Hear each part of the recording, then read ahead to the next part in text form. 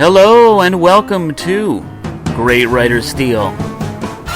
That's right, greatwriterssteal.com, where you can find out what you can learn as a writer from the great writers and great pieces of the past. I'm working on how to steal from writers from the future. It's not going well.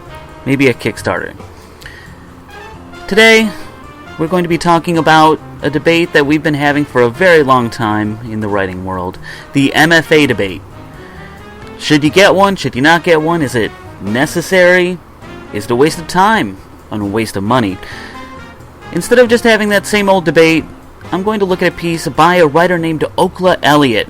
In case you don't know Okla, he's a very accomplished guy. The Illinois Distinguished Fellow at the University of Illinois, teaching comparative literature. He was one of my classmates at Ohio State in the MFA program. You should pick up his collection From the Crooked Timber, Press 53 books. He has a poetry collection, The Cartographer's Ink, and a novel coming out, The Doors You Mark Are Your Own. An extremely long, extremely cool novel written with Raoul Clement, coming out from Dark House Press. Now, I say all of that because Okla's a very cool guy. Very thoughtful guy, and thoughtful about a lot of things. And that's equally true in the ways that he spends his time. Now, he does write fiction and poetry and nonfiction, but he's also one of the guys and gals behind a site called As It Ought to Be. A very cool place to go. They have weekly poetry featured on the site, but also thought-provoking essays. One of those essays, published June 8th, 2014, was called Notes Toward a Writerly Education, or Can We Please, Please, Please Have a Different Debate? You'll find a link in the description of the video, so go check it out. My summary will not do the article complete justice. Do you remember Tom Snyder? I do. So sit back, mix yourself a color teeny, and let's have that debate. Like I said, Okla has some great ideas, as elucidated in his piece. You can check it out at asitoughtobe.com. You're looking at an image right now of the article. The essay is structured a lot like a nonfiction piece, which makes a lot of sense. Okla begins with complaint number 1, breaking it down, talking about the debate that we usually have. Creative writing programs homogenize writing, making all writers who attend such programs do identical or insufferably similar writers. Now, is a lot of literary writing somewhat similar in tone and subject matter? I guess there's an inescapable truth in that, because the people who are writing it are literary people. They all have the same kinds of goals, even if they're very different in the way they apply their writing. Okla points out a very good retort.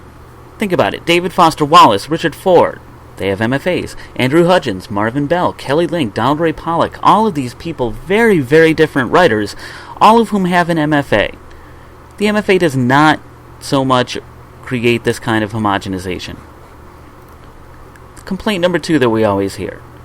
Writing programs perpetuate an environment wherein nepotism determines success more than talent and determination. You know, you hear about, so-and-so from your program got a good word from the professor, now they have an agent, then they're getting a big book deal. And, you know, that does happen. But it's always going to happen. As Okla points out, the professors in these programs, like professors in every department, they have an obligation to help out the best students, the students who need it. It's their job to help advance their students professionally. The same thing happens, as Okla points out, in clerkships and court.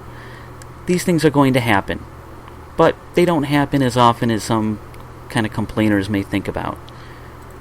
Complaint number 3 in the MFA debate.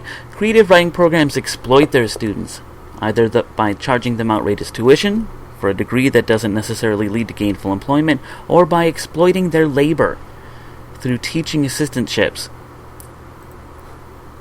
Okla's retort: there are a lot of programs out there that don't offer any funding whatsoever.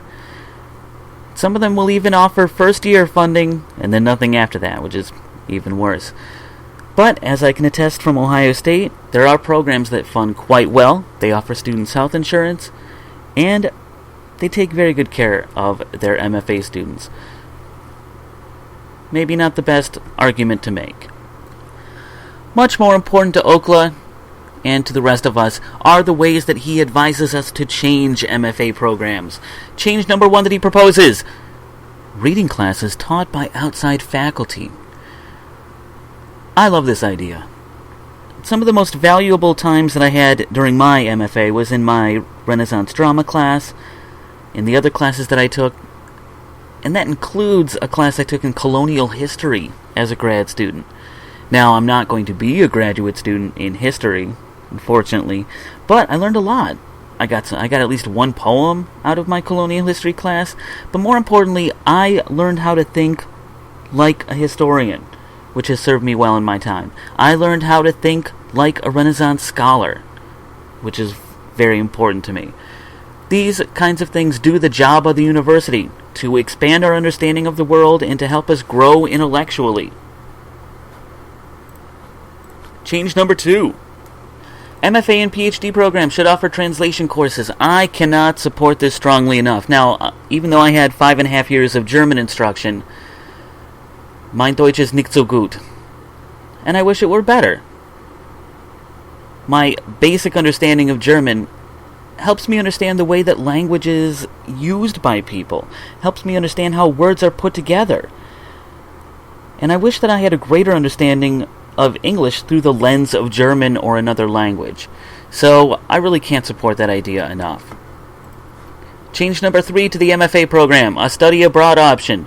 That one is another great idea. Okla does address the money problem inherent in going overseas, but my goodness, wouldn't it be wonderful to have that as a part of an MFA program? I've only been outside of the country a little bit. I was in Ireland, and even though, they all speak English, I had a wonderful, eye-opening experience there, which has enriched me ever since. Thinking about new cultures, new traditions, wouldn't that enrich you as a writer? Perhaps that should be a part of the MFA. Change number 4 proposed by Okla Elliott. Graduate certificates and graduate minors should be offered. What a wonderful idea. Yeah, I got my creative writing MFA and a minor in history and a minor in physics, psychology, history.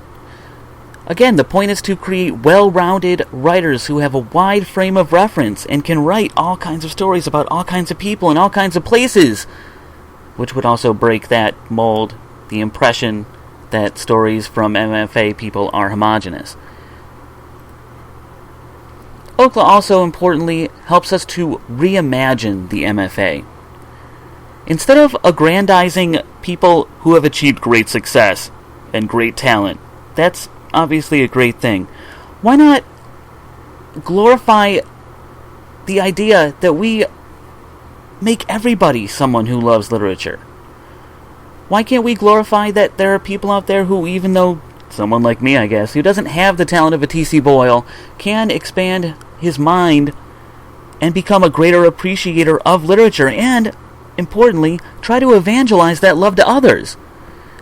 Shouldn't that be a part, more explicitly, of the MFA? Reimagining number 2. And this is another interesting point for me. No, creative writing programs may not churn out a lot of Joyce Carol Oateses or T.C. Eliott's every semester, but they do create lots of people who read those writers. My big thing is that we need to create more readers. I don't know how we do it, but teaching young people and not so young people, it really bums me out when you find out that people think that writing is just for fancy pants people, that poems have to be really difficult to understand, that writers aren't just trying to tell you a story or hit you with a cool metaphor, they're trying to mess with your head. I had one person say, "Oh, poetry, that's where somebody writes down all their depressed feelings and stuff." And yeah, okay, that's part of it, but that's not everything. While I love that MFA people are buying lots of collections, are buying lots of literary novels and poetry collections, why can't we make more readers? Perhaps that should be part of the reimagining of the MFA program. evangelizing, making writing more accessible to people, trying to restore what we had several decades ago, where people, instead of just cranking out in front of the TV and watching a CSI, they read a short story. The Saturday Evening Post had short stories.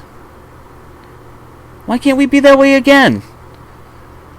Unfortunately, I have no power, so I have no idea how we're going to do that. You can help me out.